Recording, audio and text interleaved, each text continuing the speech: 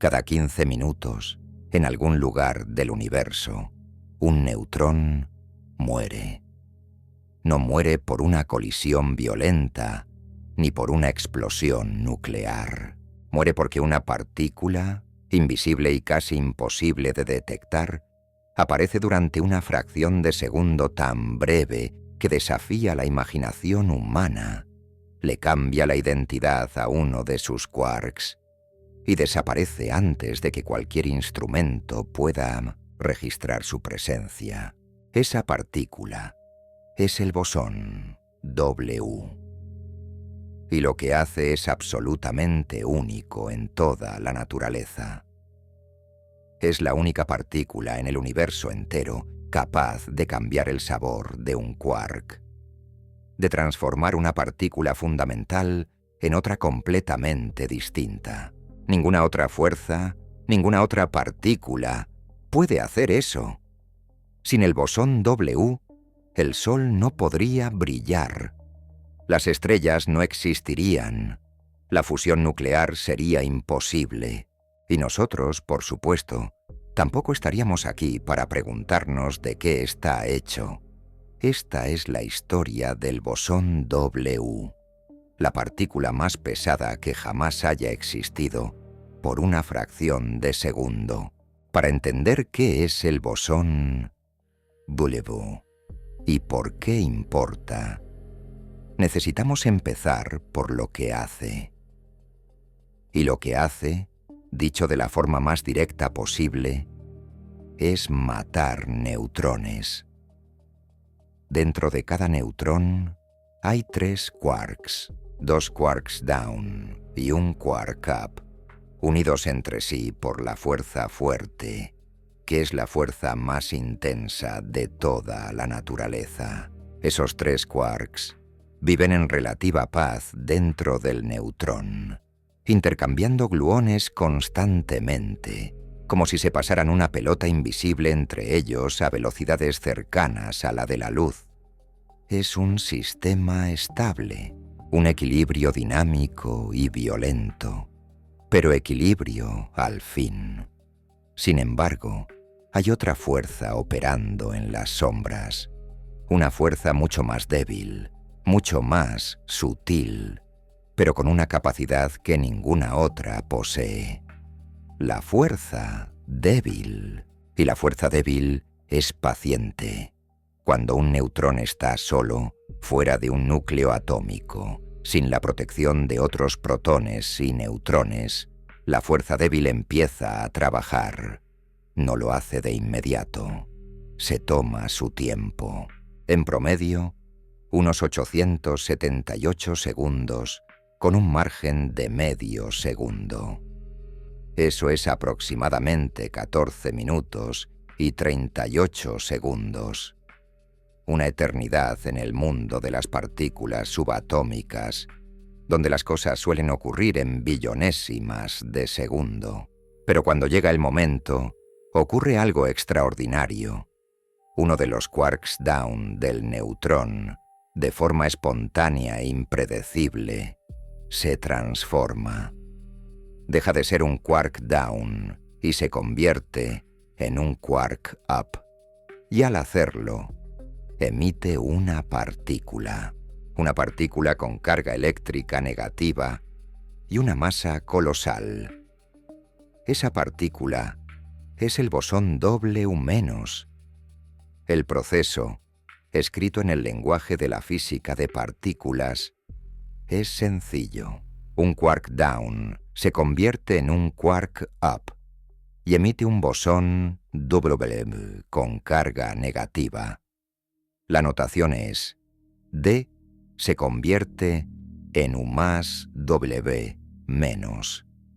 Pero que sea sencillo de escribir no significa que sea sencillo de entender, porque ese bosón doble, U que acaba de aparecer, tiene una masa de 80,370 megaelectronvoltios. Para ponerlo en perspectiva, es aproximadamente 85 veces más pesado que el propio protón. Y sin embargo, la energía total disponible en el decaimiento del neutrón es de apenas 0,6 782 megaelectronvoltios. Estamos hablando de una partícula que pesa más de 100.000 veces la energía que el proceso puede generar. Es como si alguien intentara comprar un edificio de apartamentos con las monedas que tiene en el bolsillo. Las matemáticas no cuadran, y sin embargo, ocurre. El bosón W aparece. Existe durante un tiempo absurdamente breve, y luego decae. Se descompone en dos partículas más ligeras, un electrón y un antineutrino electrónico. Estas dos partículas salen disparadas del lugar donde estaba el neutrón, llevándose la energía del proceso. El resultado final es limpio y preciso. El neutrón, que estaba compuesto por un quark up y dos quarks down, ahora tiene dos quarks up y un quark down. Esa es exactamente la composición de un protón. El neutrón ha muerto. En su lugar hay un protón, un electrón y un antineutrino electrónico. Este proceso se llama decaimiento beta negativo y es una de las reacciones más importantes de toda la física nuclear. Vale la pena detenernos un momento en el antineutrino, porque su presencia en esta reacción tiene una historia fascinante. Antes de que se entendiera el decaimiento beta, los físicos estaban profundamente desconcertados. Cuando medían la energía del electrón emitido, esperaban encontrar siempre el mismo valor, porque la energía total del proceso era conocida. Pero no era así. Los electrones salían con energías completamente distintas cada vez, desde casi cero hasta un máximo. La energía parecía no conservarse. Esto era inaceptable. La conservación de la energía es uno de los pilares más fundamentales de toda la física. Niels Bohr llegó a sugerir que quizás la conservación de energía no se cumplía a escala subatómica. Fue una propuesta radical, incluso desesperada, pero Wolfgang Pauli tenía una explicación alternativa. Propuso que había una partícula invisible que se llevaba la energía faltante, una partícula sin carga eléctrica, con una masa extremadamente pequeña o nula, que escapaba del detector sin ser registrada. Esa partícula era el neutrino, o más precisamente en este caso, el antineutrino electrónico. Pauli la propuso en 1930 y no fue detectada experimentalmente hasta 1956 por Clyde Cowan y Frederick Reines. 26 años de una partícula fantasma que todos sabían que tenía que existir, pero que nadie podía ver. Pero la pregunta obvia sigue ahí, pendiente. ¿Cómo puede existir una partícula 100.000 veces más pesada que la energía disponible? La respuesta involucra uno de los conceptos más profundos y contraintuitivos de toda la mecánica cuántica. La explicación está en el principio de incertidumbre de Heisenberg, no en la versión popular que dice que no puedes medir la posición y la velocidad al mismo tiempo, sino en otra formulación igualmente fundamental: la relación entre energía y tiempo. El principio de incertidumbre establece que el producto de la incertidumbre en la energía multiplicado por la incertidumbre en el tiempo siempre debe ser mayor o igual a la mitad de la constante de Planck reducida. Lo que esto significa, en términos prácticos, es que si una partícula existe durante un tiempo extremadamente breve, la incertidumbre en su energía puede ser enorme.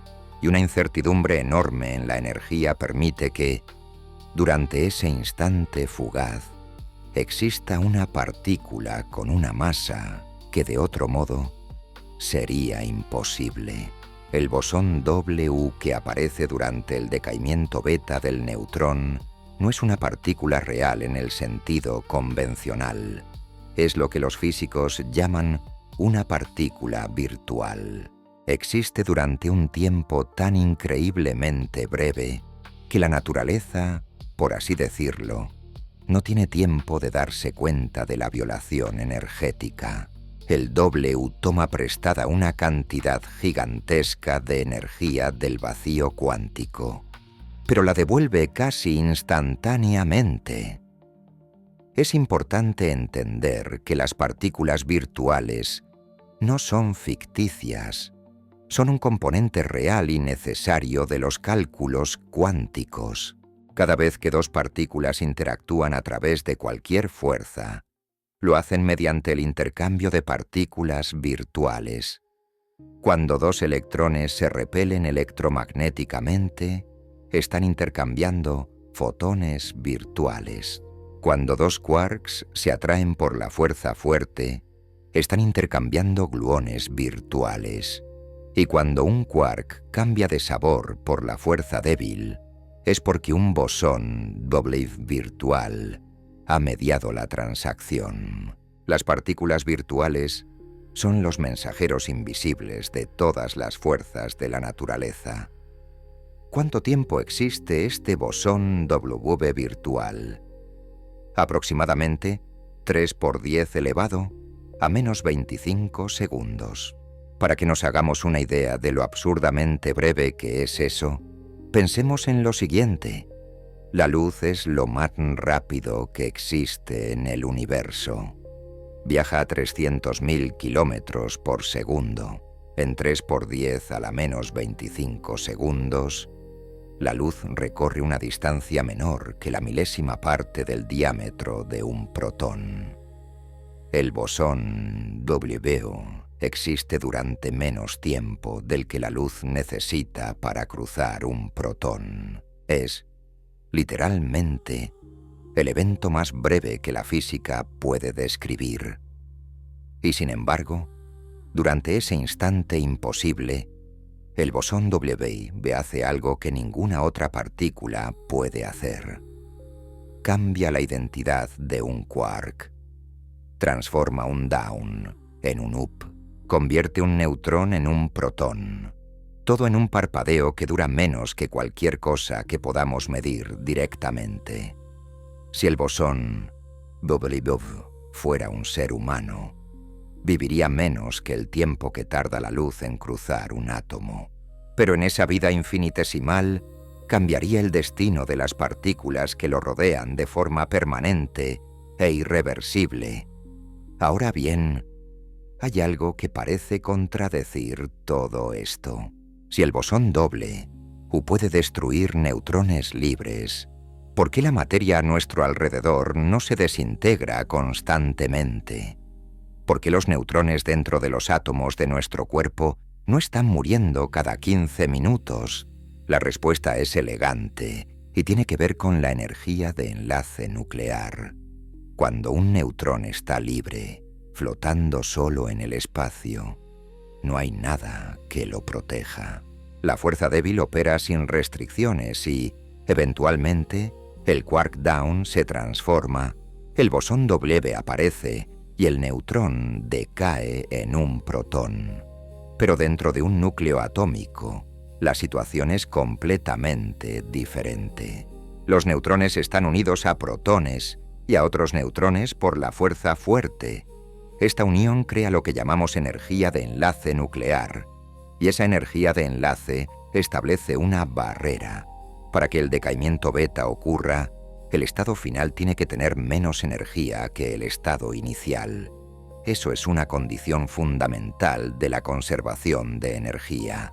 Si un neutrón, dentro de un núcleo, intentara convertirse en protón, el sistema resultante tendría que tener menos masa-energía que el sistema original. Pero en un núcleo estable, eso no ocurre. La masa del sistema después del decaimiento sería mayor que la masa del sistema antes del decaimiento. Y como la naturaleza no permite violar la conservación de la energía de forma permanente, el decaimiento simplemente no sucede. El neutrón, dentro del núcleo, está protegido. La energía de enlace nuclear actúa como un escudo. Mientras el neutrón permanezca en su familia nuclear, rodeado de otros nucleones que lo mantienen energéticamente estable, el bosón W no puede tocarlo. Es como un testigo protegido dentro de una fortaleza. Fuera, sería eliminado en minutos. Dentro, puede sobrevivir miles de millones de años. Por eso la materia estable existe. Por eso tú y yo estamos aquí. Los neutrones dentro de los átomos de tu cuerpo llevan ahí desde que esos átomos se formaron en el interior de alguna estrella, hace miles de millones de años, y seguirán ahí mucho después de que nosotros dejemos de estar. Pero si alguna vez esos neutrones quedaran libres, si por algún proceso violento se separaran de sus núcleos, el reloj empezaría a correr, y en 15 minutos, el bosón V vendría a cobrar su deuda. Ahora que entendemos lo que hace el bosón W, podemos hablar de lo que es, de sus propiedades fundamentales, de su retrato, por así decirlo. El bosón W tiene una masa de 80,3692 gigaelectronvoltios, con un margen de incertidumbre de 0,0133. Este valor es el promedio mundial de 2024 según el Particle Data Group, que es la referencia definitiva en física de partículas. Para poner esta masa en contexto, el bosón W es aproximadamente 85,7 veces más pesado que un protón. Es una de las partículas más pesadas del modelo estándar, solo superada por el bosón de Higgs, que pesa 125 gigaelectronvoltios, y por el quark top, que pesa 173 gigaelectronvoltios. Su carga eléctrica es de más o menos 1 en unidades de la carga del electrón. Existen dos versiones del bosón W, el W+, con carga positiva, y el W-, con carga negativa. Son antipartículas el uno del otro, lo que significa que tienen exactamente las mismas propiedades excepto la carga, que es opuesta.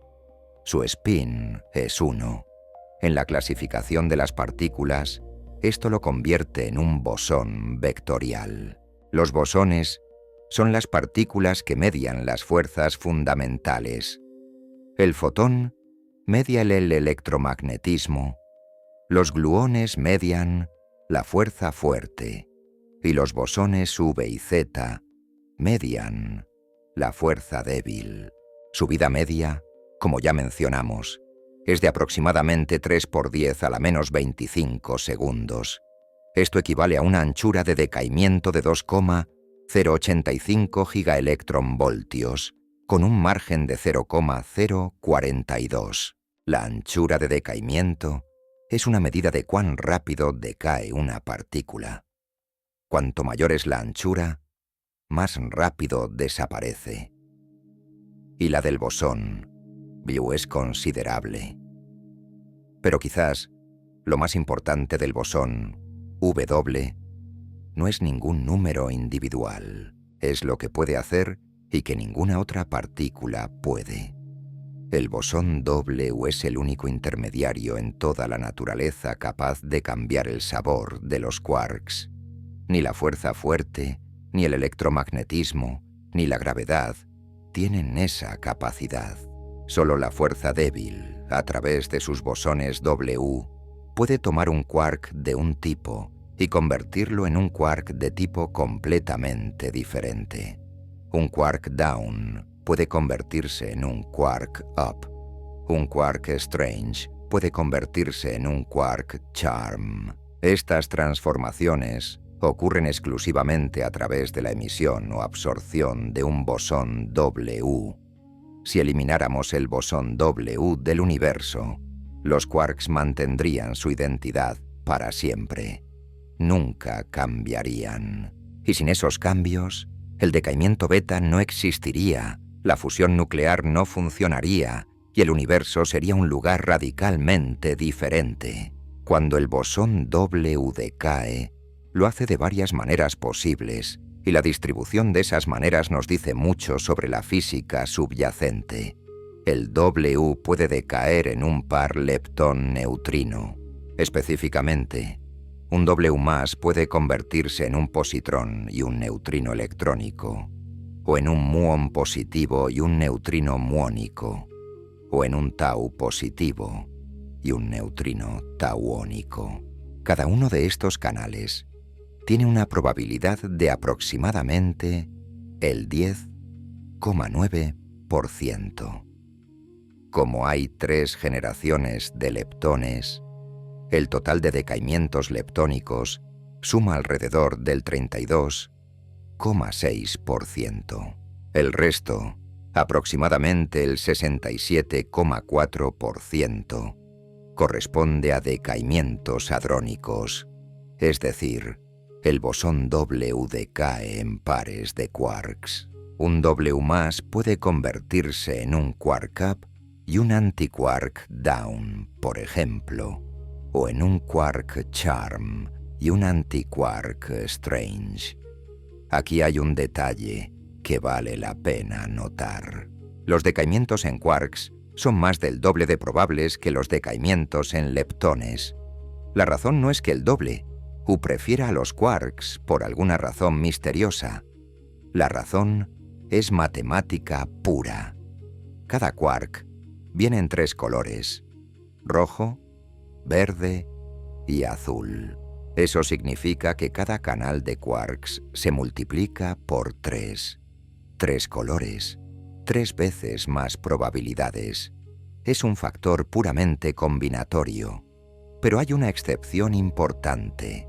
El bosón W1 puede decaer en un quark top, a pesar de que el top es un quark perfectamente válido. La razón es simple y brutal. El quark top tiene una masa de 173 gigaelectronvoltios. El bosón W solo tiene 80. No puedes crear algo más pesado que tú mismo, ni siquiera en el mundo cuántico. Así que el canal de decaimiento W a quark top está prohibido por conservación de energía. Ahora, la diferencia entre el W+ y el W- son, como mencioné, antipartículas. El W+ convierte quarks down en quarks up. Si un quark down absorbe un W+, se transforma en quark up. El W- hace lo contrario en ciertos procesos. Pero en el caso del decaimiento beta del neutrón, lo que ocurre es que un quark down emite un W- y se convierte en quark up. La dirección del cambio depende de si el W se emite o se absorbe y de la carga involucrada. El bosón W tiene un hermano, el bosón Z0. Con una masa de 91,19 gigaelectronvoltios, el Z es incluso más pesado que el W. Pero hay una diferencia crucial entre los dos. El Z es neutro, no tiene carga eléctrica, y por esa razón, el Z no puede cambiar el sabor de los quarks. Cuando un Z interactúa con un quark, el quark sigue siendo el mismo quark que era antes. Esto se llama corriente neutra, en contraste con las corrientes cargadas que media el W. El Z tiene su propia importancia en la física, por supuesto. Participa en procesos como la dispersión elástica de neutrinos. Pero el poder transformador, la capacidad de cambiar identidades, es exclusiva del bosón W. La fuerza que el bosón W media se llama fuerza débil o interacción débil. Y el nombre no es accidental. Es débil, muy débil. A distancias nucleares típicas, la fuerza débil es unas 100.000 veces más débil que la fuerza fuerte. Si la fuerza fuerte es un martillo que une quarks en fracciones de nanosegundo, La fuerza débil es un relojero paciente que espera minutos, horas o incluso años para hacer su trabajo. Esta diferencia colosal en intensidad es precisamente la razón por la que el neutrón libre tarda 15 minutos en decaer. Las reacciones de fuerza fuerte ocurren en nanosegundos. Las de fuerza débil, a su propio ritmo, mucho más lento. El alcance de la fuerza débil es también extraordinariamente corto, aproximadamente 10 elevado a menos 18 metros. Eso es una milésima parte del diámetro de un protón. Para que una partícula sienta la fuerza débil, tiene que estar increíblemente cerca de otra. La razón de este alcance tan limitado está directamente relacionada con la masa de los bosones mediadores. En la mecánica cuántica existe una relación inversa entre la masa de una partícula mediadora y el alcance de la fuerza que transmite. El fotón, que media el electromagnetismo, no tiene masa. Por eso el electromagnetismo tiene alcance infinito. La luz de una galaxia a miles de millones de años luz puede llegar hasta nosotros porque el fotón no tiene masa. Pero los bosones W y Z son extremadamente pesados. 80 y 91 gigaelectronvoltios, respectivamente. Y por el principio de incertidumbre, partículas tan pesadas solo pueden existir como partículas virtuales durante tiempos increíblemente breves, lo que limita la distancia que pueden recorrer a escalas subatómicas ridículamente pequeñas. Si el bosón W no tuviera masa, si fuera tan ligero como el fotón, la fuerza débil tendría alcance infinito y una intensidad comparable al electromagnetismo. El universo sería un lugar completamente distinto. Pero tiene masa. Y esa masa, como veremos más adelante, viene de un lugar muy específico, el campo de Higgs. De todas las características de la fuerza débil, hay una que la hace verdaderamente única entre las 4 fuerzas fundamentales. Es la única fuerza de la naturaleza que viola la simetría de paridad. Es la única que distingue entre izquierda y derecha, y es la única capaz de cambiar el sabor de los quarks. Un poder que merece que nos detengamos a pensar en lo que realmente significa. Hay 6 sabores de quarks en la naturaleza: up, down, charm, strange, top y bottom. Se organizan en 3 generaciones. La primera generación contiene el up y el down, que son los que componen los protones y neutrones de la materia ordinaria. La segunda generación contiene el charm y el strange. La tercera, el top y el bottom. Cada generación sucesiva es más pesada y más inestable que la anterior. Sin el bosón W, estos 6 sabores serían inmutables. Un quark up sería siempre un quark up. Un quark down sería siempre un quark down. No habría forma de que una partícula fundamental cambiara su identidad. Las reacciones nucleares que transforman elementos en otros elementos, que son la base de toda la química del universo, serían imposibles. La tabla periódica se reduciría a hidrógeno, y nada más. El bosón W es el que permite que los quarks crucen de un sabor a otro. Es el único agente de cambio en el mundo de las partículas fundamentales. Y el descubrimiento de esta violación de paridad fue uno de los momentos más dramáticos de la historia de la física. Estamos en 1956. 2 físicos teóricos de origen chino, Tsung-Dao Lee y Chen-Ning Yang, publican un artículo que propone algo que la mayoría de la comunidad científica considera impensable. Sugieren que la fuerza débil podría no respetar la simetría de paridad. La simetría de paridad, en términos simples, dice que las leyes de la física deberían ser las mismas si intercambiamos izquierda y derecha. Si miras un proceso físico en un espejo, debería funcionar exactamente igual. Durante décadas, esto se había considerado un principio fundamental, casi sagrado, de la física. La fuerza fuerte lo respeta. El electromagnetismo lo respeta. La gravedad lo respeta. ¿Por qué la fuerza débil sería diferente? Lee y Yang sugirieron que nadie lo había verificado experimentalmente, que todos habían asumido que era cierto, pero que nadie lo había comprobado directamente para la interacción débil, y propusieron un experimento para ponerlo a prueba. Aquí es donde entra Chen-Hsiung Wu. Wu era una física experimental de origen chino que trabajaba en la Universidad de Columbia. Era conocida por su meticulosidad y su habilidad técnica excepcional. Cuando Lee y Yang necesitaron a alguien capaz de realizar el experimento más delicado de la física nuclear, acudieron a ella. El experimento de Wu utilizó núcleos de cobalto 60. Estos núcleos son inestables y decaen por emisión beta, que como ya sabemos es un proceso mediado por el bosón WB.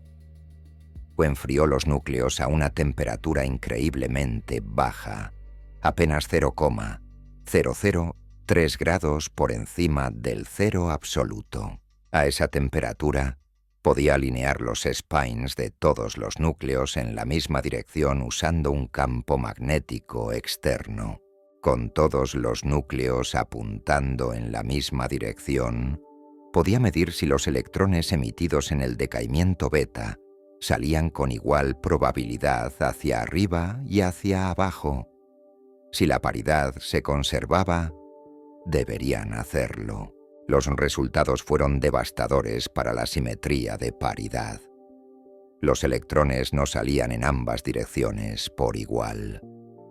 Había una asimetría clara y medible. Más electrones se emitían en la dirección opuesta al spin nuclear que en la dirección del spin. La asimetría era grande, imposible de atribuir a un error experimental. La fuerza débil distingue entre izquierda y derecha. Viola la paridad. El impacto de este resultado fue sísmico. Durante décadas, la comunidad científica había asumido sin cuestionarlo que todas las fuerzas de la naturaleza trataban a la izquierda y a la derecha de la misma manera. Era un supuesto tan fundamental que nadie se había molestado en comprobarlo experimentalmente para la fuerza débil. Wu acababa de demostrar que este supuesto era falso.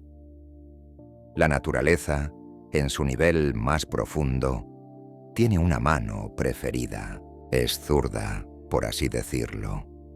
La reacción de la comunidad científica fue de incredulidad. Wolfgang Pauli, uno de los físicos más brillantes del siglo XX, al enterarse de la propuesta teórica de Lee y Yang, había exclamado: «Eso es una tontería total. No creo que Dios sea un zurdo débil». Cuando le confirmaron los resultados experimentales de Wu, su respuesta fue breve y reveladora: «Entonces hay que repetirlo». Lo repitieron. Y los resultados se mantuvieron. Lee y Yang recibieron el Premio Nobel de Física en 1957, apenas un año después de su publicación. Fue uno de los Nobel más rápidos de la historia. Pero Chen-Hsiung Wu, la persona que realizó el experimento que convirtió una idea teórica en un hecho demostrado, fue excluida del premio. Es una de las injusticias más reconocidas en la historia de los premios Nobel, Y con el tiempo, la comunidad científica ha reconocido que su contribución fue absolutamente esencial. Lo que este experimento demostró tiene implicaciones profundas. El bosón W solo interactúa con partículas que tienen una orientación específica. Solo interactúa con fermiones de quiralidad izquierda. Si eres un neutrino con quiralidad derecha, el bosón W no puede tocarte. Simplemente no te ve. Esto significa que la fuerza débil tiene una preferencia incorporada en las leyes fundamentales de la física. La naturaleza, a nivel más básico, no es simétrica entre izquierda y derecha, y esta asimetría, como veremos más adelante, tiene consecuencias que van mucho más allá de los experimentos de laboratorio. Tiene que ver con la razón por la que existe más materia que antimateria en el universo, con la razón por la que existimos. El bosón W no cambia quarks al azar.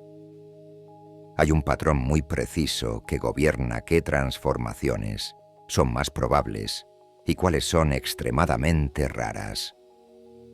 Ese patrón está codificado en una estructura matemática llamada la matriz KM. CKM son las iniciales de 3 físicos: Nicola Kabibo, Makoto Kobayashi y Toshihide Masukawa. La historia de esta matriz es un ejemplo perfecto de cómo avanza la ciencia, paso a paso, construyendo sobre descubrimientos previos. En 1963, Nicola Kabibo se enfrentó a un problema. Los datos experimentales mostraban que ciertos decaimientos mediados por el bosón doble ocurrían con menos frecuencia de lo esperado. Específicamente, las transiciones donde un quark strange se convertía en un quark up eran significativamente menos probables que las transiciones donde un quark down se convertía en un quark up. Kabibo propuso una solución elegante. Introdujo un ángulo que hoy lleva su nombre, el ángulo de Kabibo, de aproximadamente 13 grados. Este ángulo describe la mezcla entre las 2 primeras generaciones de quarks. Cuando el bosón doble interactúa con un quark down, no se acopla solo al down puro, sino a una combinación del down y el strange, pesada por funciones del ángulo de Kabibo. Esto explicaba perfectamente por qué las transiciones entre generaciones eran menos frecuentes. Pero Kabibo solo conocía 2 generaciones de quarks. En 1973, Kobayashi y Masukawa dieron un paso más allá. Extendieron la idea de Kabibo a una matriz de 3×3, incluyendo una tercera generación de quarks, que en ese momento ni siquiera se había descubierto experimentalmente. El quark bottom no se descubrió hasta 1977 y el quark top hasta 1995. Kobayashi y Masukawa predijeron que debía existir una tercera generación basándose puramente en argumentos teóricos. Necesitaban 3 generaciones para poder incluir una fase compleja en la matriz, y esa fase compleja era necesaria para explicar un fenómeno que ya se había observado: la violación de la simetría CP. La matriz CKM resultante tiene 9 elementos, cada uno de los cuales describe la probabilidad de que el bosón doble transforme un quark de un sabor en otro. El elemento más importante para el decaimiento beta del neutrón es el que conecta el quark down con el quark up, llamado MUMO V sub U D. Su valor es aproximadamente 0,974, muy cercano a 1. Esto significa que la transición de down a up es muy probable. El bosón W la realiza con facilidad. En cambio, las transiciones entre generaciones lejanas están fuertemente suprimidas. El elemento que conecta el quark bottom con el quark up, B sub UB, es de apenas 0,004. Eso es más de 200 veces menor que V sub UD. Las transiciones a larga distancia generacional son raras, como si el bosón V tuviera que hacer un esfuerzo enorme para cruzar de una generación a otra. Kobayashi y Maskawa recibieron el Nobel de Física en 2008 por su predicción.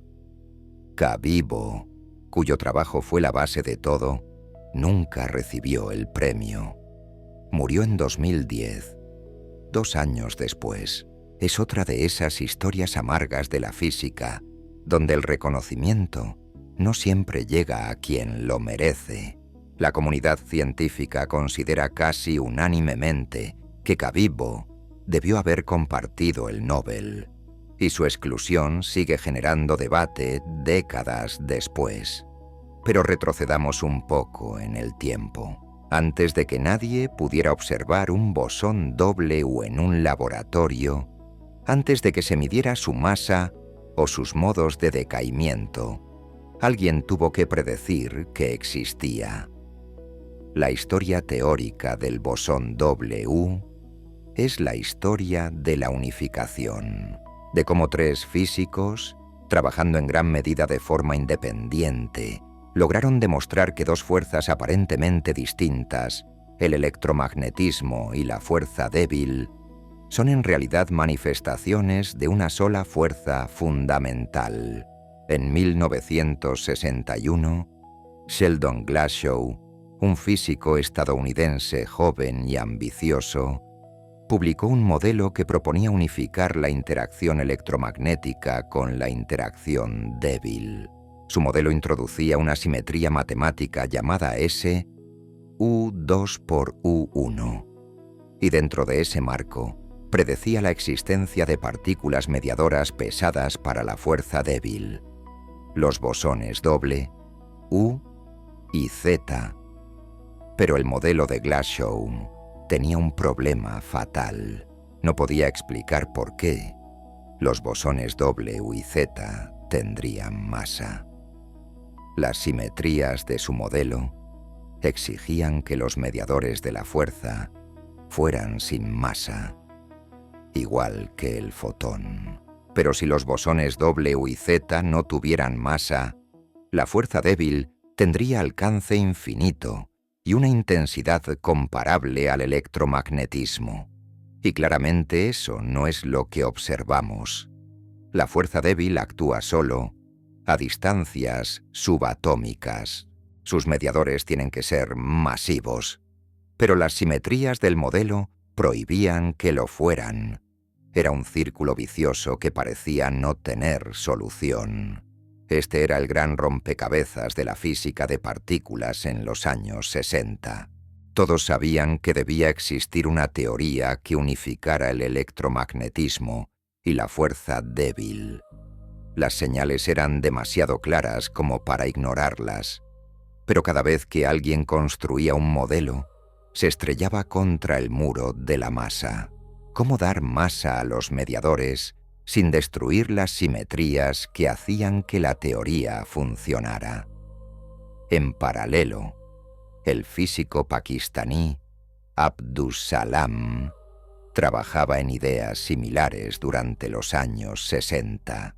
Salam también veía la posibilidad de unificar las 2 fuerzas, pero enfrentaba el mismo obstáculo, el problema de la masa. La solución llegó en 1967, de la mano de Steven Weinberg, en un artículo de apenas 2 páginas y media, titulado A Model of Leptons. Weinberg hizo algo que cambiaría la física para siempre. Tomó la estructura de Glashow, incorporó ideas similares a las de Salam y aplicó el mecanismo de Higgs. El mecanismo de Higgs propuesto en 1964 por Peter Higgs y otros físicos de forma independiente, ofrece una manera de dar masa a partículas que, según las simetrías, deberían ser sin masa. A través de la ruptura espontánea de la simetría electrodébil, los bosones W y Z adquieren masa al interactuar con el campo de Higgs, mientras que el fotón escapa sin masa. El resultado es exactamente lo que observamos: dos fuerzas que a bajas energías parecen completamente distintas, una de largo alcance y otra de corto alcance, pero que a energías extremadamente altas se fusionan en una sola. Weinberg pudo calcular, dentro de su modelo, las masas aproximadas de los bosones W y Z. Las predicciones eran concretas y verificables. El W debería tener una masa alrededor de los 80 gigaelectronvoltios y el Z alrededor de los 91. Eran valores enormes para partículas individuales, pero estaban al alcance de los aceleradores que se podrían construir en las décadas siguientes. Lo irónico es que su artículo fue, en sus propias palabras, ampliamente ignorado cuando se publicó. Durante años casi nadie lo citó. La comunidad científica no estaba preparada para tomarse en serio una teoría que unificaba dos fuerzas de la naturaleza, que predecía partículas nuevas y masivas, y que dependía de un mecanismo de ruptura de simetría que todavía no se había confirmado experimentalmente. Hoy, ese artículo de 2 páginas y media es uno de los más citados en la historia de la física, con decenas de miles de referencias. El paso crucial que faltaba lo dieron en 1971 dos físicos holandeses, Gerard T. Hooft y Martinus Veltman. Demostraron matemáticamente que la teoría electrodébil era renormalizable. Esto significa, en términos simplificados, que la teoría produce predicciones finitas y sensatas, no infinitos sin sentido. Sin esta demostración, la teoría de Glashow, Salam y Weinberg habría sido solo una idea bonita, sin poder predictivo real. El Nobel de Física de 1979 fue otorgado a Sheldon Glashow, Abdus Salam y Steven Weinberg por sus contribuciones a la teoría de la interacción unificada débil y electromagnética. Fue un reconocimiento merecido a décadas de trabajo teórico. Pero hay un detalle que vale la pena mencionar. Gerard T. Hooft y Martinus Veltman, sin cuya demostración de renormalizabilidad la teoría no habría sido tomada en serio, tuvieron que esperar hasta 1999 para recibir su propio Nobel. 20 años después. La física puede ser brillante. El reconocimiento, a veces, no tanto. Ahora bien, tener una teoría que predice la existencia de los bosones W y Z es una cosa. Encontrarlos es otra completamente distinta. Y la historia de cómo se descubrieron experimentalmente es una de las más dramáticas de toda la ciencia moderna. Junio de 1976. Un físico italiano llamado Carlo Rubbia tiene una idea audaz. Rubbia trabaja en el CERN, el Laboratorio Europeo de Física de Partículas en Ginebra, y sabe que para encontrar los bosones W y Z necesita colisiones de energía extremadamente alta, más alta que cualquier cosa que los aceleradores existentes pudieran producir de forma directa. Su propuesta es arriesgada: tomar el supersincrotrón de protones del CERN, el SPS, una máquina diseñada para acelerar protones en una sola dirección, y convertirlo en un colisionador de protones contra antiprotones, hacer que partículas y antipartículas viajen en direcciones opuestas dentro del mismo anillo y las hagan chocar de frente. Nunca se había hecho algo así. Los desafíos técnicos eran enormes. Los antiprotones son difíciles de producir, difíciles de acumular y difíciles de enfocar en un haz lo suficientemente estrecho como para colisionar con algo. Muchos en el CERN pensaban que era imposible, pero Rubia era conocido por su determinación y también por su carácter difícil. Aquí es donde entra Simon van der Meer.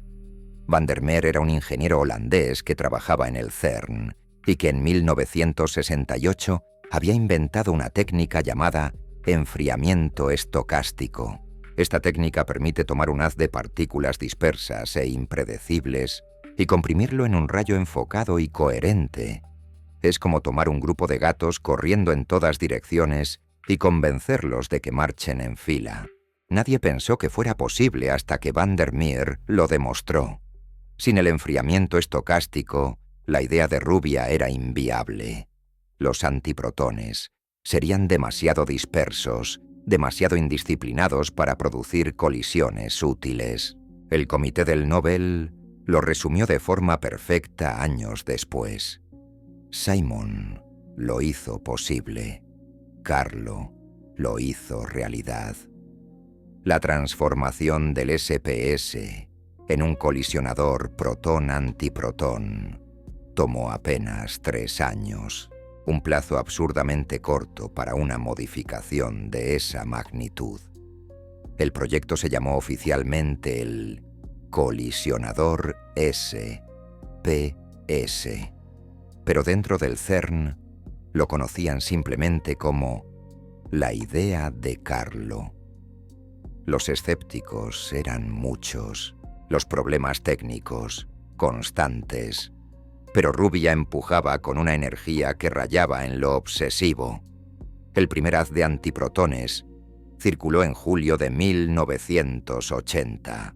El 10 de julio de 1981, el detector UA1, liderado por Rubia, registró sus primeras colisiones protón-antiprotón. El detector era una estructura masiva de más de 2000 toneladas, diseñada para rodear completamente el punto de colisión y captar cada partícula que saliera despedida. Era, en esencia, una cámara fotográfica gigantesca para el mundo subatómico. La caza del bosón W había comenzado oficialmente, pero encontrar un bosón W entre los miles de millones de colisiones era como buscar una aguja en un campo de heno del tamaño de una ciudad. No cualquier colisión produce un W. De hecho, la inmensa mayoría no lo hace.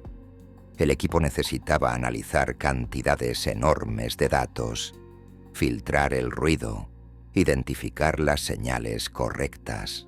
Era un trabajo titánico que requería no solo detectores sofisticados, sino también una capacidad de análisis computacional que, en 1981, estaba en sus primeras etapas. Pero la naturaleza no estaba dispuesta a ponérselo fácil. A principios de 1982, un accidente técnico obligó a concentrar todo el funcionamiento del colisionador en un periodo reducido de octubre a diciembre de ese año. En lugar de meses de datos, solo tendrían semanas. Parecía un desastre, pero resultó ser, como lo describieron los propios investigadores, una bendición disfrazada. La presión obligó a optimizar cada aspecto de la máquina, y las colisiones producidas durante ese periodo fueron excepcionalmente limpias y productivas. Y entonces llegó el momento. 20 de enero de 1983. Un auditorio del CERN lleno hasta el techo. Físicos sentados en el suelo, apoyados contra las paredes, asomados por las puertas. La expectación era eléctrica. Llevaban meses analizando datos, filtrando señales del ruido, comprobando y recomprobando cada resultado. Y ahora, Carlo Rubbia sube al estrado y presenta los resultados del detector U-A1.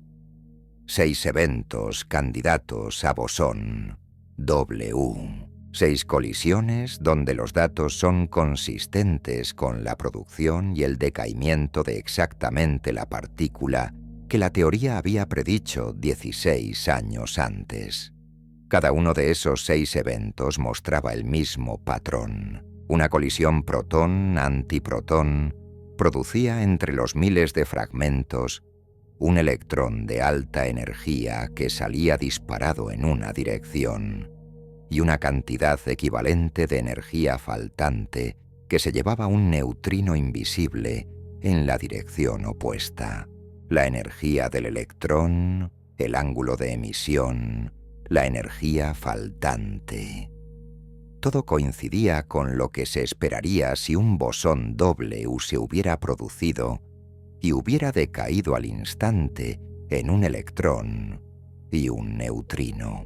Al día siguiente, Luigi Di Lella presenta 4 eventos más del detector U-A2, un experimento independiente que observaba las mismas colisiones desde un ángulo diferente. Rubbia pronunció una frase que se convirtió en una de las más memorables de la historia de la física. Parecen W, se sienten como W, huelen a W. Tienen que ser W. La comunidad científica estaba convencida.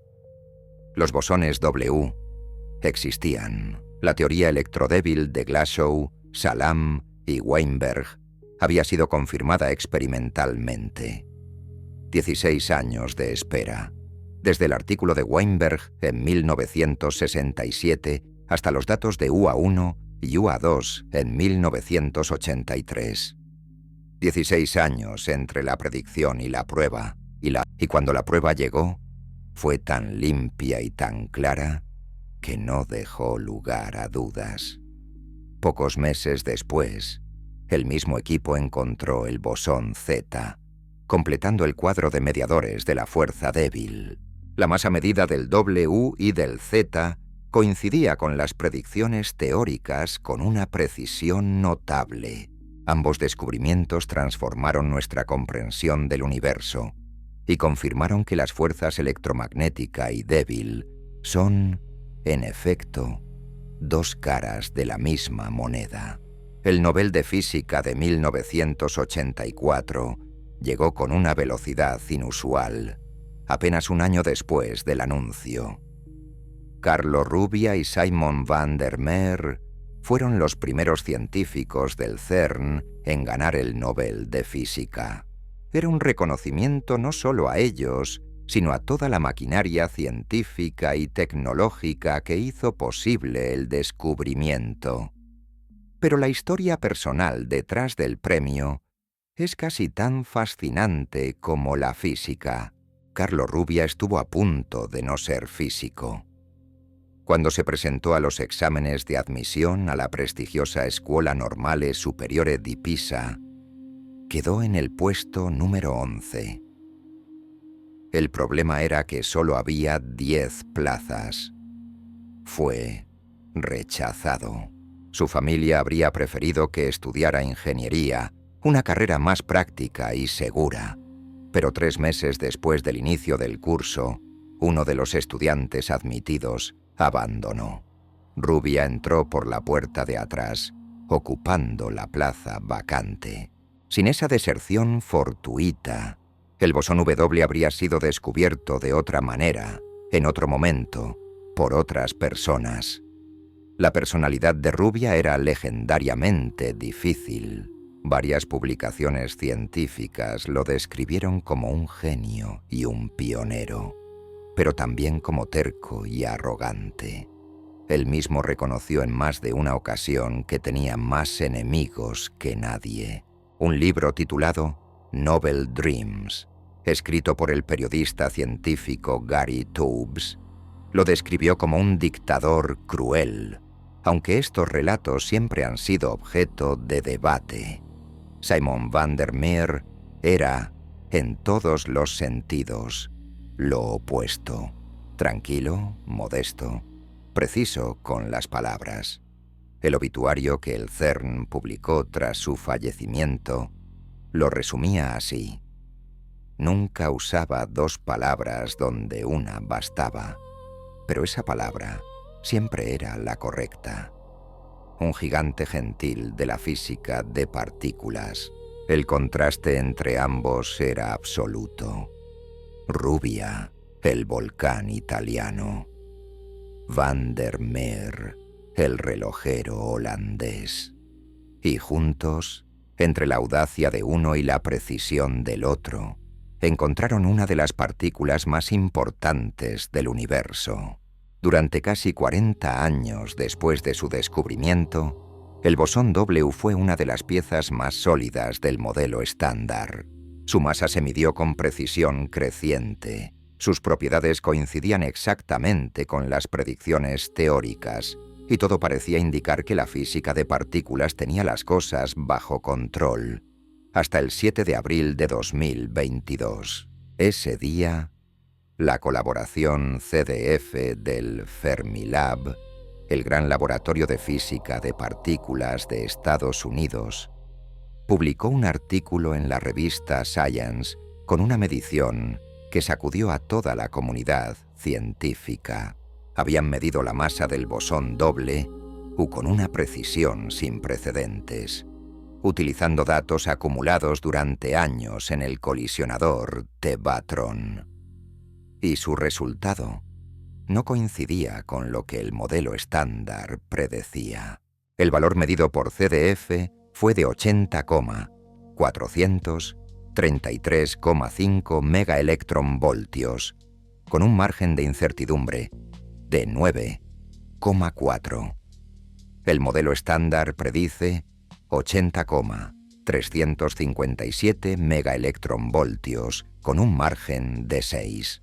La diferencia puede parecer pequeña en términos absolutos, apenas 77 megaelectronvoltios. Pero en el contexto de la precisión de estas mediciones, era enorme.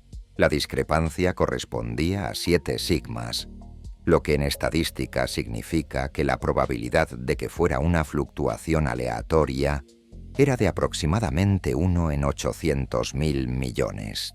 Para poner eso en perspectiva, en física de partículas se considera un descubrimiento cualquier resultado que supere los 5 sigmas. C, D, F estaba afirmando algo que iba más allá del umbral de descubrimiento por un margen considerable. Si CDF tenía razón, el modelo estándar estaba roto. No de una forma menor o reparable, sino fundamentalmente. Una discrepancia de ese tamaño podría indicar la existencia de partículas supersimétricas que nadie ha encontrado. Sectores de Higgs extendidos con múltiples bosones de Higgs, o incluso física completamente nueva que nuestras teorías actuales ni siquiera contemplan.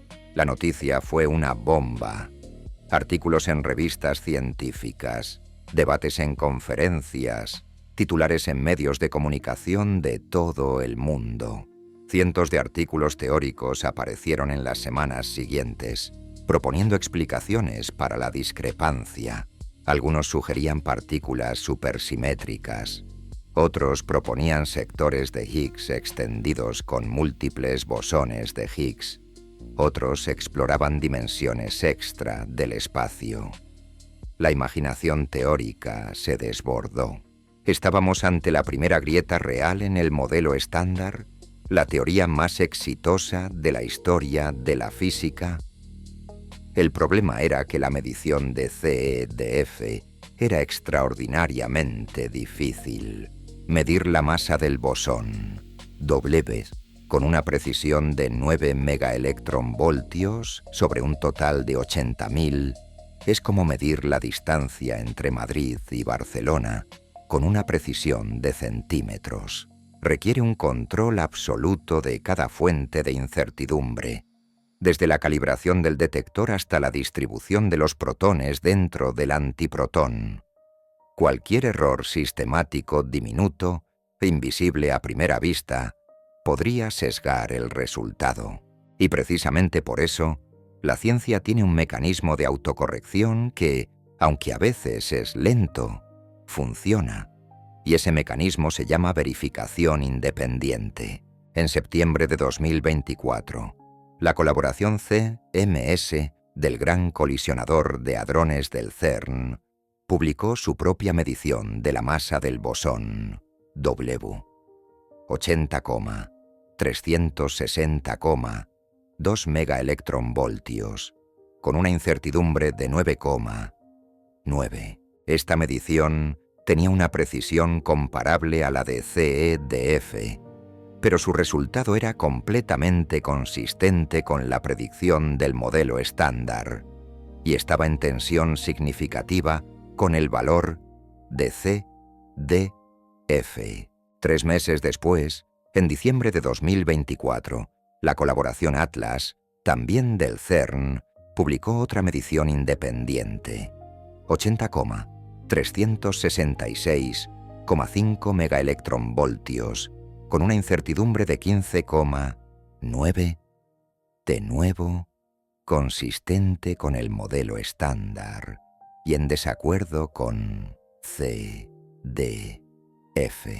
El laboratorio Fermilab declaró que las mediciones de CMS finalmente ponen a descansar un misterio de varios años. El promedio mundial del Particle Data Group de 2024, que excluye el resultado de CDF, es de 80,369,2 megaelectronvoltios, con una incertidumbre de 13,3.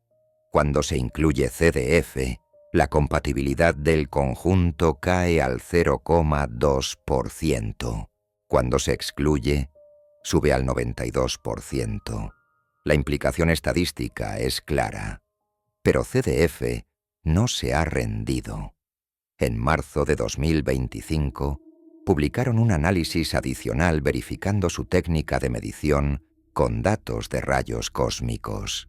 Ashutosh Kotwal, de la Universidad de Duke, uno de los líderes del análisis de CDF, lo expresó con franqueza. La discrepancia sugiere que uno o ambos equipos ha pasado algo por alto. No podemos tener razón ambos. La controversia técnica está lejos de estar completamente resuelta, pero la evidencia acumulada hasta ahora favorece claramente al modelo estándar. Y este episodio es, en cierto modo, un ejemplo perfecto del método científico funcionando como debe. Una afirmación extraordinaria fue sometida a verificación independiente por múltiples equipos con diferentes detectores y diferentes técnicas, y la evidencia convergió. El modelo estándar, al menos por ahora, sobrevive. Hay una pregunta que llevamos un rato rodeando y que ahora debemos enfrentar directamente. ¿Por qué importa el bosón W? No en el sentido de la física abstracta, no en el sentido de las ecuaciones y las simetrías. ¿Por qué importa para el universo real, para las estrellas, los planetas, la vida? La respuesta es tan directa como contundente. Sin el bosón W, el universo sería completamente estéril. Empecemos por el Sol. Nuestra estrella brilla porque en su núcleo se produce fusión nuclear. Núcleos de hidrógeno, es decir, protones, se fusionan para formar helio, liberando enormes cantidades de energía en el proceso. Pero la primera reacción de esta cadena, el primer paso sin el cual todo lo demás es imposible, requiere absolutamente al bosón W. La cadena protón-protón comienza cuando dos protones se acercan lo suficiente como para que la fuerza fuerte los una. Pero dos protones, ambos con carga positiva, se repelen electromagnéticamente. Incluso si logran superar esa repulsión gracias al efecto túnel cuántico, hay otro problema. 2 protones no pueden formar un núcleo estable. El helio 2, compuesto por 2 protones sin ningún neutrón, no existe. Lo que tiene que ocurrir es que, en el mismo instante en que los 2 protones se acercan lo suficiente, uno de ellos se convierta en neutrón. Un quark up dentro de uno de los protones tiene que transformarse en quark down, emitiendo un bosón W más en el proceso. El W más decae instantáneamente en un positrón y un neutrino electrónico.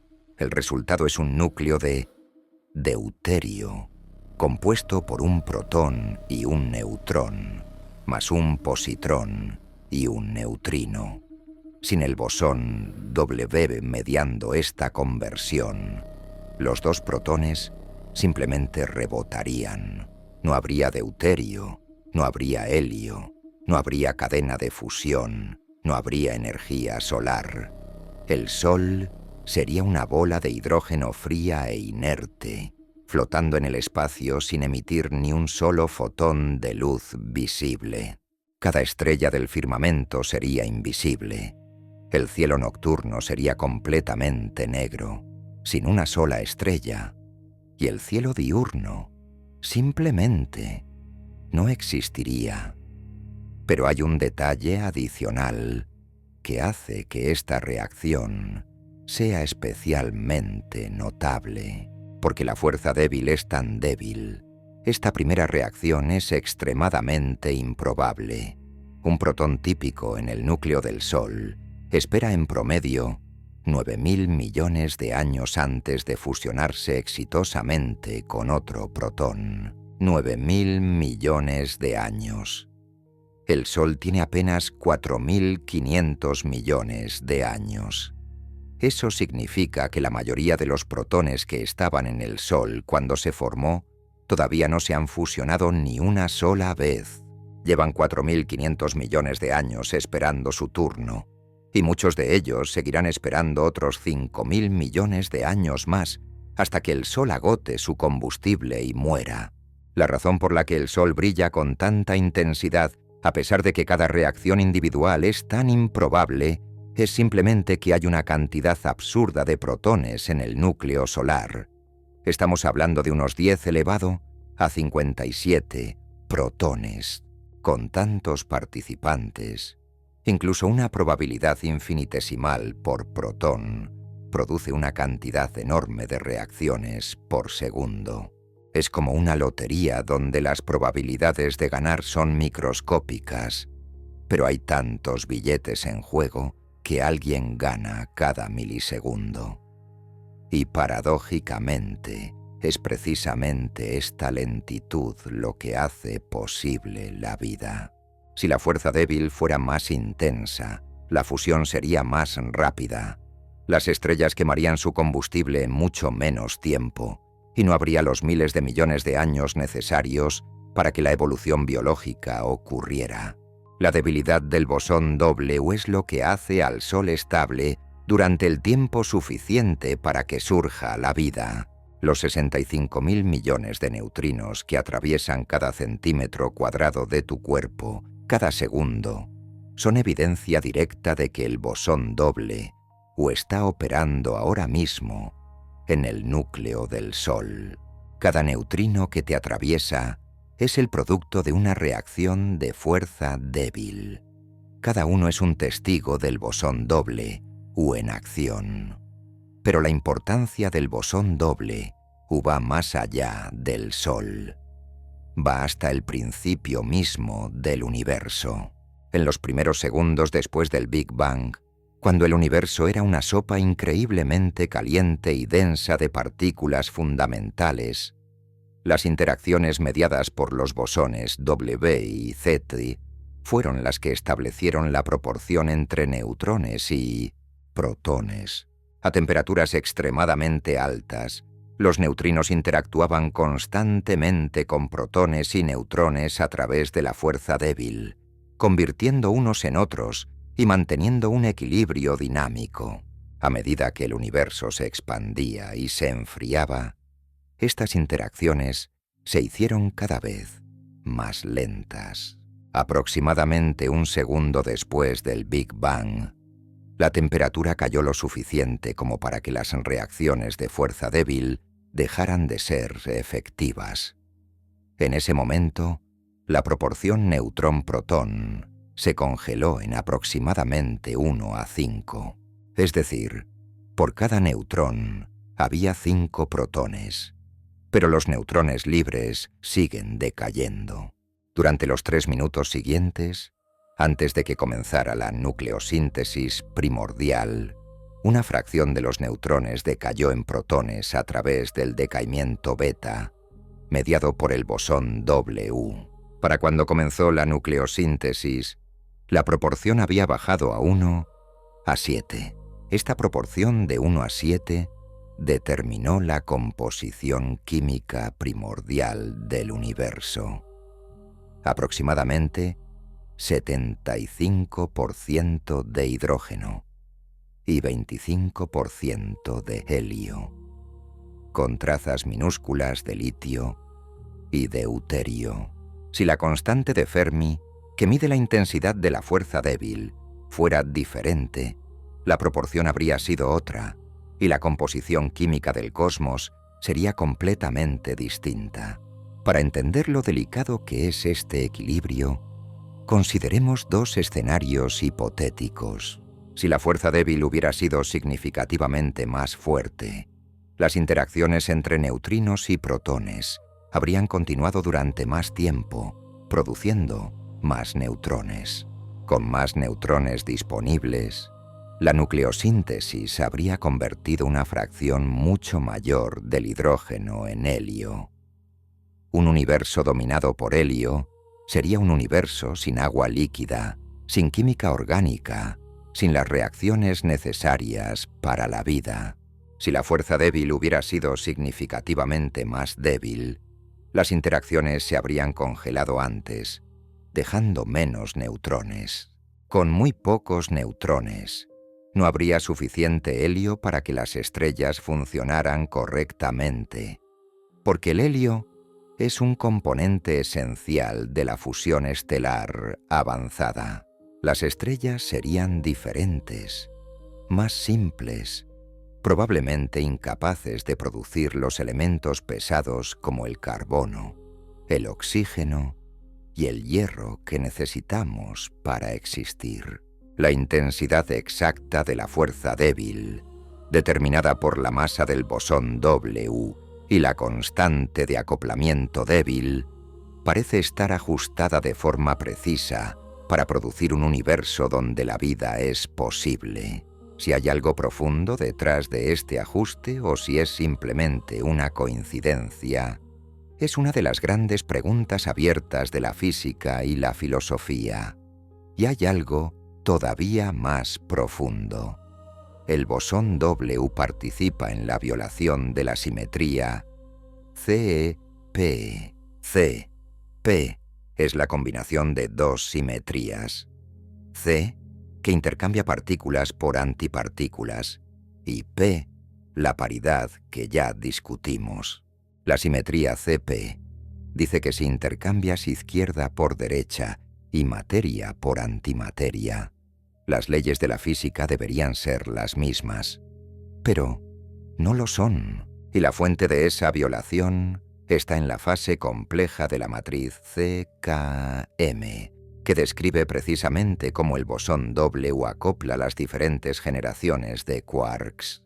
En 1967, el físico soviético Andrei Sakharov estableció 3 condiciones necesarias para que el universo contenga más materia que antimateria. La primera es la violación del número bariónico, que permite que se creen más bariones que antibariones. La segunda es la violación de las simetrías C y CP, que permite que materia y antimateria se comporten de forma ligeramente diferente. Y la tercera es que el universo estuvo fuera del equilibrio térmico en algún momento de su historia temprana. La segunda condición es donde entra el bosón W. La matriz CKM, que describe cómo el W acopla las diferentes generaciones de quarks, contiene una fase compleja que introduce la violación de CP. Esta fase no puede eliminarse con ningún cambio de coordenadas o redefinición de campos. Es una propiedad intrínseca de la naturaleza. Los experimentos han confirmado la violación CP en múltiples sistemas. Se observó por primera vez en 1964 en el decaimiento de kaones neutros y posteriormente en mesones B y mesones D. En todos los casos, el efecto es diminuto, pero medible. Y en todos los casos, el bosón W es el protagonista, porque la violación CP en el modelo estándar solo ocurre a través de las corrientes cargadas débiles, mediadas por el W. Sin ella, el Big Bang habría producido cantidades exactamente iguales de materia y antimateria, que se habrían aniquilado mutuamente, dejando un universo lleno de radiación, pero sin una sola partícula de materia estable. El bosón W, a través de la matriz CKM y su fase compleja, introduce esa asimetría. Es un efecto sutil, casi insignificante en magnitud, pero fue suficiente para que, por cada 1000 millones de pares materia-antimateria que se aniquilaron, quedara un único excedente de materia. Y de ese excedente de 1 en 1000 millones está hecho todo lo que vemos. Las galaxias, las estrellas, los planetas, nosotros. Sin el bosón W y la violación CP que permite, el universo sería un vacío luminoso y estéril. Habría fotones, pero no átomos, luz, pero no materia. Hemos dicho varias veces que el bosón doble obtiene su masa del campo de Higgs. Pero, ¿qué significa eso exactamente? ¿Y cómo se conecta con la unificación de las fuerzas fundamentales a temperaturas enormemente altas, superiores a 10 elevado a 15 grados Kelvin, que corresponden a energías de unos 246 gigaelectronvoltios? Las fuerzas electromagnética y débil dejan de ser distinguibles. Se fusionan en una sola fuerza, llamada fuerza electrodébil. En esas condiciones, los bosones W, el bosón Z y el fotón son todos manifestaciones del mismo campo unificado. Todos se comportan de la misma manera. Todos carecen de masa. Estas condiciones existieron en el universo real. Aproximadamente un picosegundo después del Big Bang, 1 billonésimo de segundo. La temperatura del universo era lo suficientemente alta como para que la simetría electrodébil estuviera intacta. En ese instante, no existía diferencia entre electromagnetismo y fuerza débil. Eran lo mismo.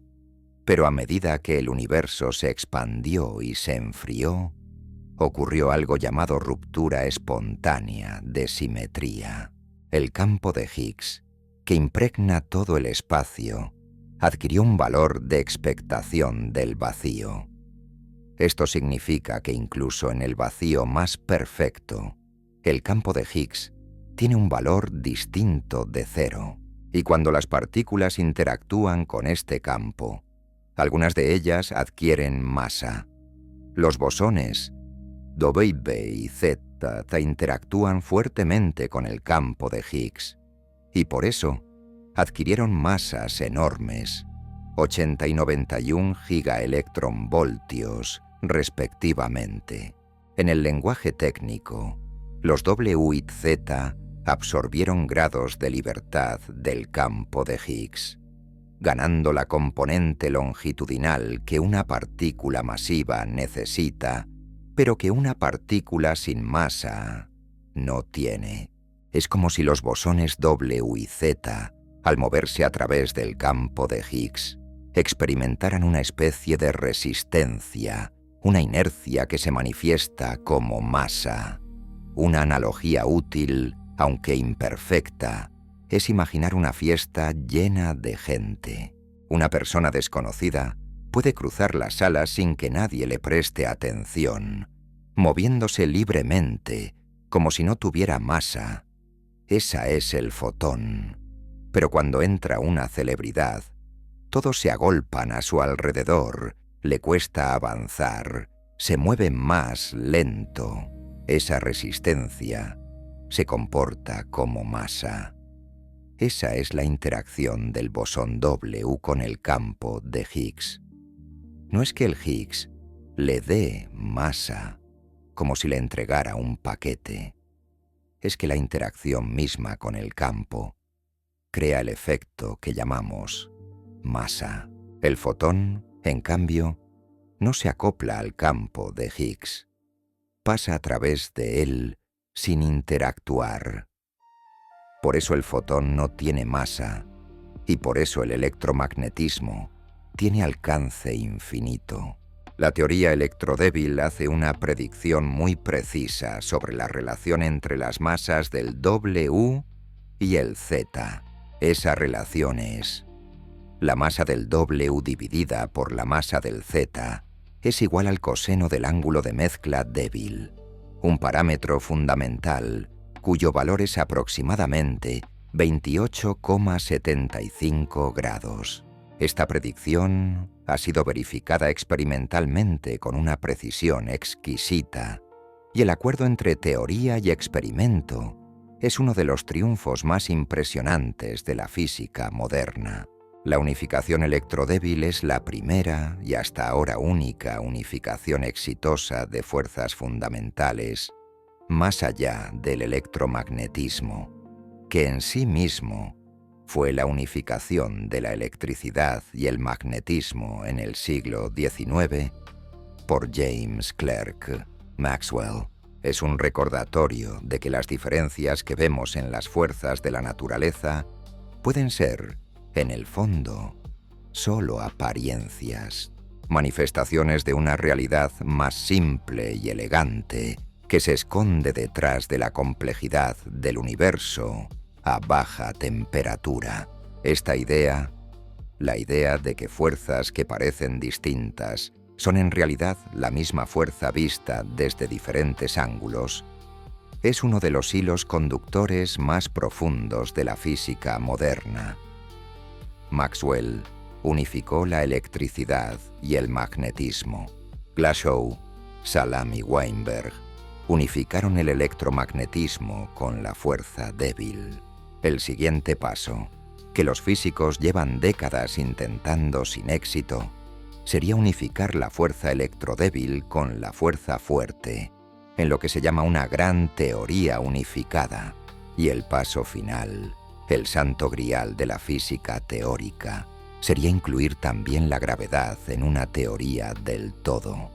Hasta ahora, esos pasos adicionales siguen siendo un sueño. Pero la unificación electrodébil demuestra que el sueño no es descabellado. Ya lo hemos logrado una vez. La naturaleza sí esconde simetrías más profundas bajo la superficie de lo que vemos. Y el bosón W, con su masa adquirida a través del Higgs y su parentesco con el fotón, es la prueba viviente de esa simetría oculta. Todo lo que hemos discutido hasta ahora podría parecer extremadamente abstracto. Quarks que cambian de sabor, partículas virtuales que existen durante fracciones de segundo imposibles de imaginar, simetrías que se rompen cuando el universo se enfría. ¿Tiene algo de esto una conexión con el mundo real? ¿Con la vida cotidiana? La respuesta es que sí, y la conexión es mucho más directa de lo que podríamos imaginar. Cada vez que alguien se realiza un PET scan en un hospital, está utilizando física del bosón W. PET son las siglas de tomografía por emisión de positrones. Y el proceso funciona así. Al paciente se le inyecta un radiotrazador, una sustancia que contiene un isótopo radiactivo como el flúor 18. Los átomos de flúor 18 son inestables y decaen mediante emisión beta positiva.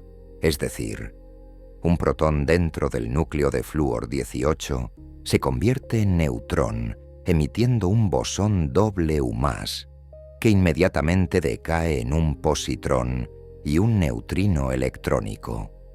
El resultado nuclear es un átomo de oxígeno 18. El positrón, que es la antipartícula del electrón, viaja una distancia cortísima dentro del cuerpo del paciente hasta que se encuentra con un electrón de los tejidos circundantes.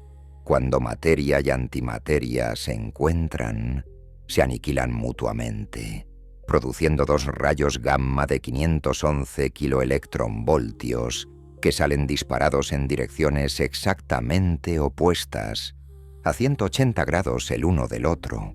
Los detectores del PET escáner están dispuestos en un anillo alrededor del paciente y captan estas coincidencias. Al detectar los dos rayos gamma simultáneamente, el sistema puede reconstruir la línea a lo largo de la cual ocurrió la aniquilación. Con miles y miles de estas detecciones, se construye una imagen tridimensional del interior del cuerpo, mostrando dónde se concentra la actividad metabólica. Pensemos en lo que esto significa por un momento. Un médico en un hospital de cualquier ciudad del mundo está mirando una imagen del cerebro de su paciente.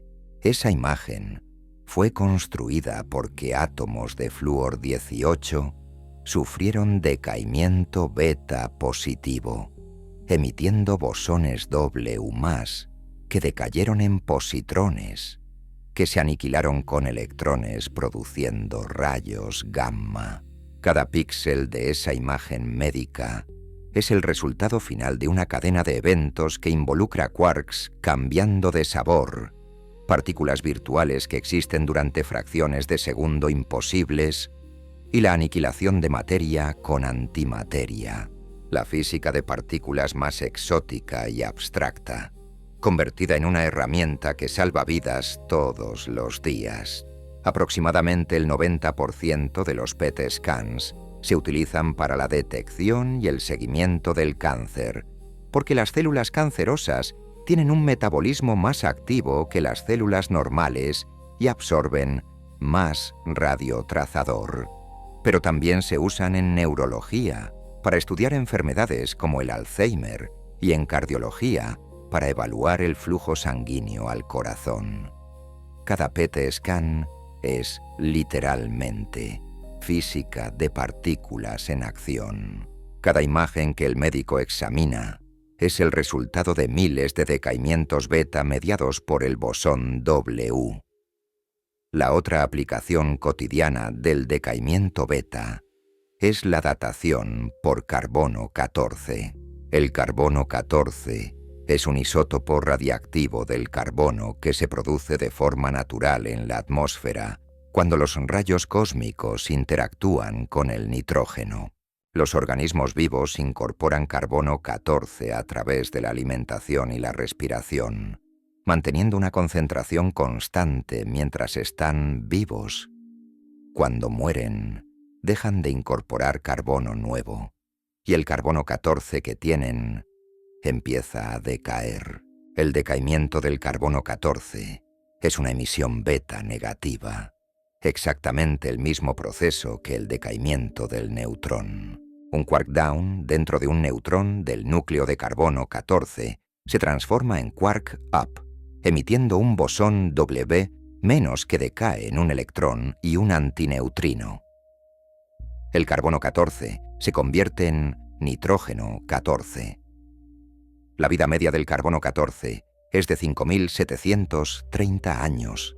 Eso significa que, cada 5.730 años, la mitad del carbono 14 presente en una muestra habrá decaído, midiendo cuánto carbono 14 queda en un material orgánico. Los científicos pueden calcular cuánto tiempo hace que ese organismo murió, con una precisión que permite datar objetos de hasta 50.000 años de antigüedad. Esta técnica fue desarrollada por el químico estadounidense Willard Libby, quien recibió el Nobel de Química en 1960 por su trabajo. La datación por carbono 14 revolucionó la arqueología, la paleontología y la geología, permitiendo por primera vez establecer cronologías absolutas para eventos históricos y prehistóricos.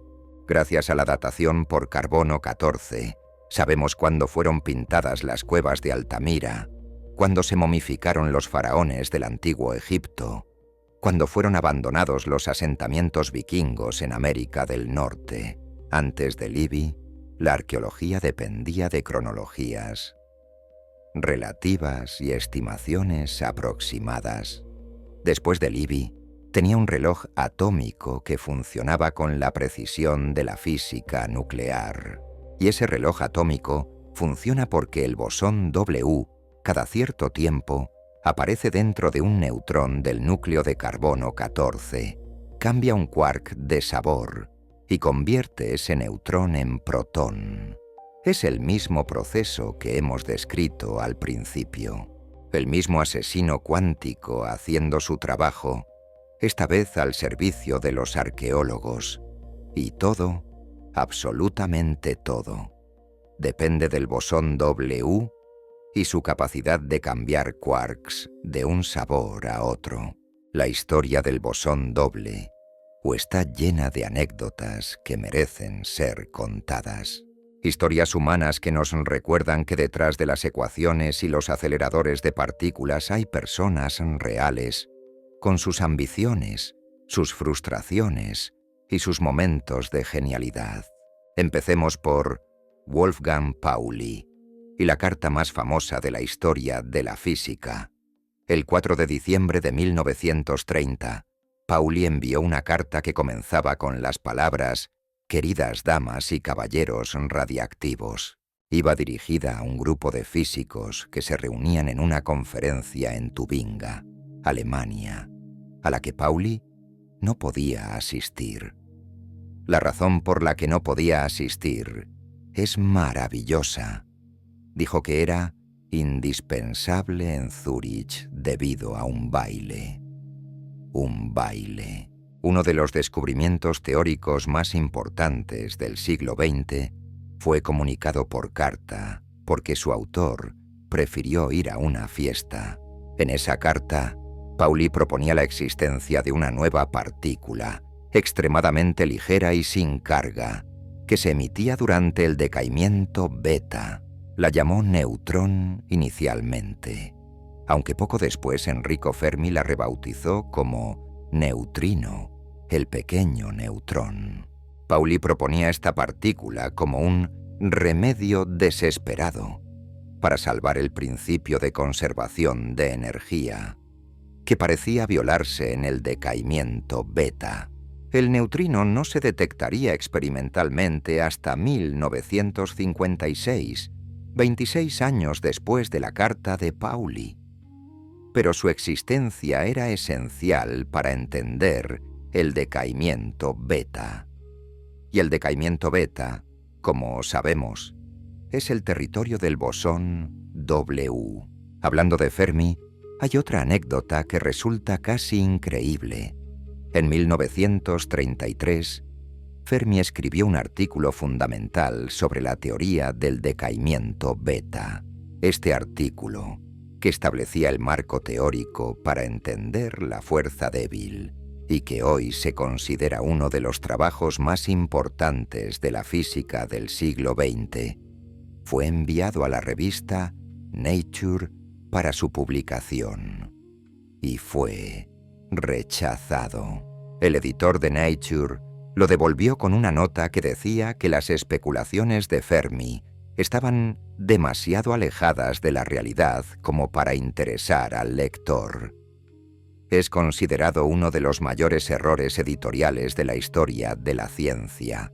Fermi publicó el artículo en italiano y en alemán en otras revistas, y eventualmente se convirtió en una piedra angular de la física de partículas. La teoría de Fermi del decaimiento beta fue la primera descripción cuantitativa de la fuerza débil, y su constante, la constante de Fermi, sigue utilizándose hoy como medida de la intensidad de la interacción débil. Lo irónico es que el artículo de Fermi contenía exactamente la física que, décadas después, llevaría al descubrimiento del bosón W. Fermi describió el decaimiento beta como una interacción de contacto entre 4 fermiones: el neutrón, el protón, el electrón y el neutrino, todos interactuando en un mismo punto del espacio. Esta descripción funcionaba perfectamente a bajas energías, pero cuando los físicos intentaron hacer cálculos a energías más altas, la teoría producía infinitos.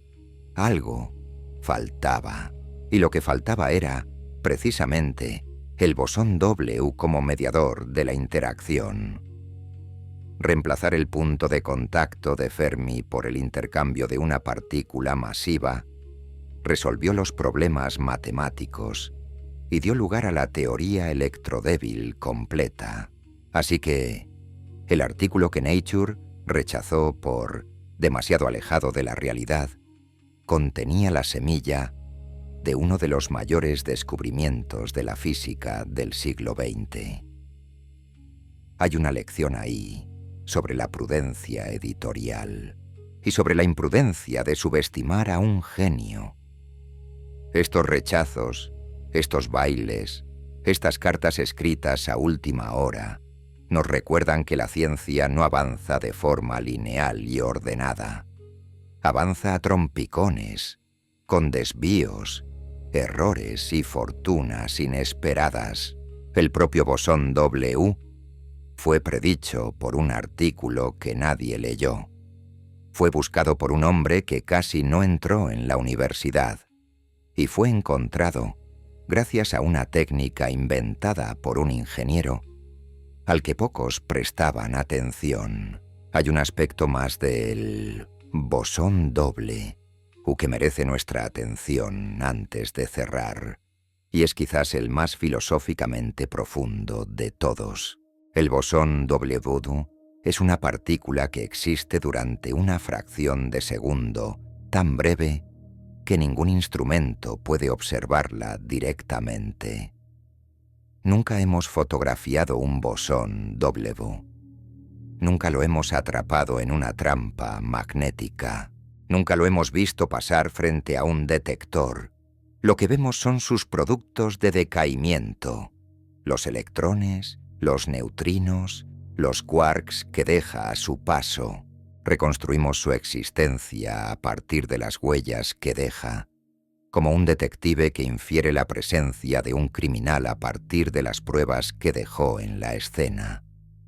En un sentido muy real, el bosón W es invisible. Solo podemos conocerlo por lo que hace, no por lo que es de forma directa, y sin embargo, su influencia sobre el universo es tan profunda que sin él, nada de lo que conocemos existiría. Es una partícula que pesa como 85 protones, que existe durante menos tiempo del que la luz necesita para cruzar un átomo, que cambia la identidad de los quarks de una forma que ninguna otra fuerza puede replicar, y cuya debilidad paradójica es lo que permite que las estrellas ardan lentamente durante miles de millones de años en lugar de explotar en un instante. Sin el bosón W, no habría fusión nuclear. Sin fusión nuclear, no habría estrellas. Sin estrellas, no habría elementos pesados. Sin elementos pesados, no habría planetas. Sin planetas, no habría vida. Sin la violación de paridad y la violación P que el bosón W permite, no habría más materia que antimateria. El universo sería un vacío lleno de luz pero sin una sola partícula de materia estable. Todo lo que existe, desde las galaxias más lejanas hasta los átomos de tu cuerpo, depende de una partícula que aparece y desaparece en un abrir y cerrar de ojos, o más bien, en una fracción infinitesimal de un abrir y cerrar de ojos. El bosón W nos recuerda algo importante sobre la naturaleza, que las cosas más fugaces pueden tener las consecuencias más permanentes, que una partícula que dura 10 a la menos 25 segundos puede determinar el destino de un universo que lleva 13.800 millones de años existiendo. Y nos recuerda también que la física, en su mejor versión, es exactamente a esto: encontrar las conexiones ocultas entre lo infinitamente pequeño y lo infinitamente grande, entre un quark que cambia de sabor dentro de un neutrón y una estrella que brilla a millones de años luz de distancia, entre una fracción de segundo imposible de imaginar y una eternidad cósmica. Piensa en esto la próxima vez que mires al sol. Esa luz que sientes en la piel es el resultado de bosones doble o haciendo su trabajo en el núcleo solar, convirtiendo protones en neutrones para que la fusión nuclear pueda continuar. Piensa en esto la próxima vez que veas una imagen de PET scan. Cada detalle de esa imagen existe, porque el bosón W cambió el sabor de un quark dentro de un átomo de flúor 18. Piensa en esto la próxima vez que visites un museo y veas una pieza datada con carbono 14.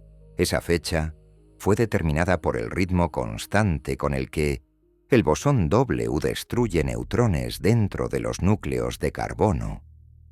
El bosón doble o está en todas partes, en el sol que ilumina tu día, en la medicina que diagnostica enfermedades, en la arqueología que descifra el pasado, en la cosmología que explica por qué hay algo en lugar de nada. Es la partícula más breve, más pesada y más discreta del universo, pero sin ella no habría universo que observar. Eso es el bosón W, el asesino cuántico que, paradójicamente, hace posible la vida.